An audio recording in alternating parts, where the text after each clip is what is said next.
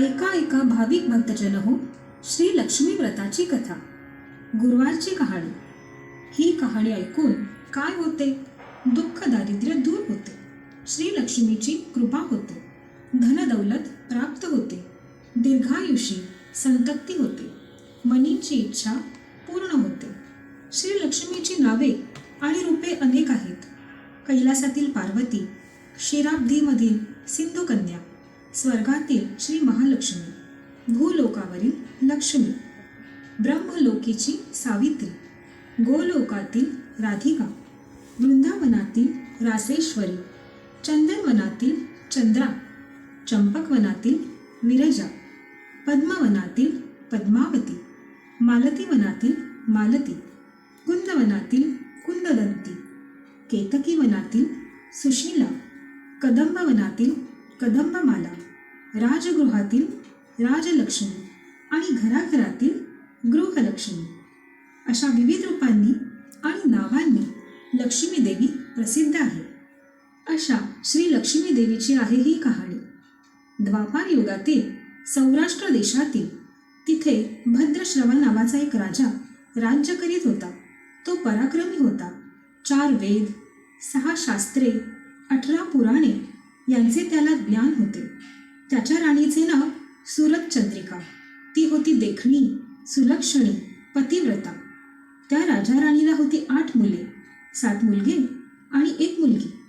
त्या मुलीचे नाव होते श्यामबाला. एकदा श्री लक्ष्मी देवीच्या मनात आले की आपण त्या राजाच्या राजगृहात राहावे, म्हणजे राजा प्रजेला अधिक सुख देईल. गरिबाकडे राहिले तर तोच सारी संपत्ती खाऊन टाकेल. म्हणून तिने काय केले? वृद्ध ब्राह्मण स्त्रीचे रूप घेतले, हातात काठी घेतली आणि ती टेकीत टेकीत ती सुरतचंद्रिका राणीच्या महालाच्या दारात उभी राहिली. तिला बघून एक दासी पुढे आली. तिने त्या म्हातारीची चौकशी केली. तिचे नाव, तिच्या नवऱ्याचे नाव, राहण्याचे ठिकाण वगैरे माहिती विचारली. वृद्ध स्त्रीचे रूप घेतलेली लक्ष्मी माता म्हणाली, माझे नाव कमला, माझ्या पतीचे नाव भुवनेश. द्वारकेला आम्ही राहतो. तुमची राणी पूर्वजन्मी एका वैश्याची पत्नी होती.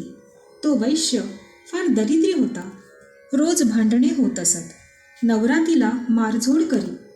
त्या त्रासाला ती कंटाळली आणि घर सोडून निघाली. रानावनात उपाशी भटकू लागली. तिची ती दशा बघून मला तिची दया आली. धनसंपत्ती देणाऱ्या लक्ष्मी व्रताची मी तिला माहिती सांगितली. माझ्या उपदेशाप्रमाणे तिने लक्ष्मी व्रत केले. श्री लक्ष्मी देवी प्रसन्न झाली. त्यामुळे त्यांचे दारिद्र्य संपले. संतती संपत्तीने घर भरले. आनंदी आनंद झाला. पुढे ती दोघे निधन पावली. लक्ष्मी व्रत केल्यामुळे ती दोघे लक्ष्मी लोकात वैभवात राहिली. जितकी वर्ष लक्ष्मी व्रत केले तितकी 1000 वर्षे त्यांना सुखोपभोग मिळाले. आता तर त्यांना राजकुळात जन्म लाभलेला आहे. परंतु त्या राणीला लक्ष्मी व्रताचा विसर पडला. ही आठवण करून देण्यासाठी मी मुद्दाम इथे आले. ते ऐकून त्या दासीने तिला लक्ष्मी व्रताची माहिती विचारली. पूजाविधी विचारला.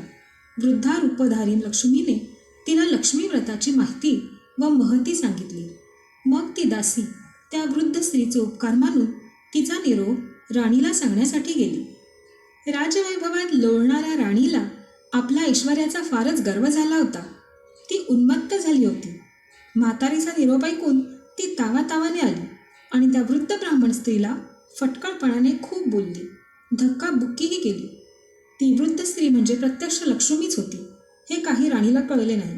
राणीचा उद्धटपणा बघून लक्ष्मीने तिथे न राहता स्वस्थानीत जाण्याचे ठरविले. ती तिथून निघाली. थोड्याच अंतरावर तिला श्यामबाला भेटली. तिला सगळी हकीकत कळली. तिने त्या वृद्ध स्त्रीची क्षमा मागितली. तेव्हा लक्ष्मीला तिची दया आली.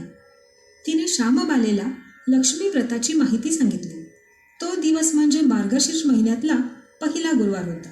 श्यामबालेने भावभक्तीने लक्ष्मी व्रत केले.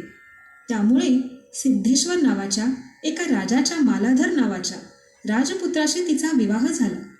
सर्व वैभव मिळाले. ती आपल्या पतीसह राजवैभवात नांदू लागली. इकडे लक्ष्मीचा कोप झाल्याने राजा भद्रश्रवा व राणी सुरतचंद्रिका यांचे राज्य गेले. वैभव ऐश्वर्य गेले आणि त्यांची अन्नान्न दशा झाली. एके दिवशी सूरजचंद्रिका आपल्या पतीस म्हणाली, आपला जावई राजा आहे, खूप श्रीमंत आहे, त्याच्याकडे जा, आपले हाल सांगा, त्याला दया येईल, तो काही संपत्ती देईल. त्याप्रमाणे भद्रश्रवा जावयाच्या राज्यात गेला. एका तळ्याच्या काठी विश्रांती घेण्यासाठी बसला. तोच श्यामबालेच्या दासी पाणी नेण्यासाठी तिथे आल्या. त्यांना भद्रश्रवा दिसला. दासींनी त्याचे नावगाव विचारले. त्याने सर्व सांगितले. तो श्यामबालेचा पिता आहे हे कळल्यावर दासी धावत धावत श्यामबालेकडे गेल्या. तिला सर्व हकीकत सांगितली. श्यामबालेने आपल्या पित्याला मोठ्या थाटामाटाने आपल्या राजवाड्यात आणले. आदर सत्कार केला. नाना परींचा पाहुणचार केला. तो परत जायला निघाला तेव्हा तिने हंडा भरून धन दिले. भद्रश्रवा घरी आला. सूरजचंद्रिकेला आनंद झाला. तिने हंडा उघडला. तो काय, हंड्यात द्रव्य नव्हते, कोळसे भरलेले होते. लक्ष्मीच्या अवकृपेने हा चमत्कार घडून आला होता. काही दिवस लोटले. सूरजचंद्रिका एकदा आपल्या लेकीच्या घरी गेली. तो दिवस होता मार्गशीर्षातला शेवटचा गुरुवार. श्यामबालेने लक्ष्मीव्रत केले. आईकडूनही करविले. सूरजचंद्रिका परत आपल्या नगरात आली. तिने लक्ष्मीव्रत केले म्हणून पूर्वीचे सर्व वैभव परत मिळाले. राज ऐश्वर्य प्राप्त झाले. पुढे काही दिवसांनी श्यामबाला माहेरी आली.